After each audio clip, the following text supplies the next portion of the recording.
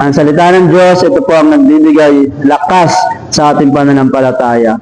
Ang sabi nga sa ibang verse, sino ang makakapanampalataya kung walang mangangaral?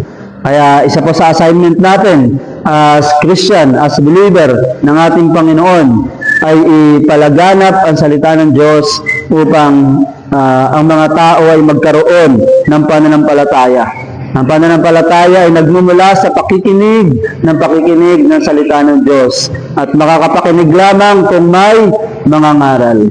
Kaya as a church, tayo po na member ng AGCC Binangonan, our assignment is to continually spread the Word of God upang ang mga tao ay magkaroon ng pananampalataya at tayo ay patuloy na lumakas sa pananampalataya natin sa ating Panginoon kasi anumang mga ipinagkakaloob ng Diyos o ang mga ibinigay niya na sa atin ay nakakamit sa pamamagitan ng pananampalataya. Kaya we need to strengthen our faith. The righteous shall live by faith according sa Biblia. So,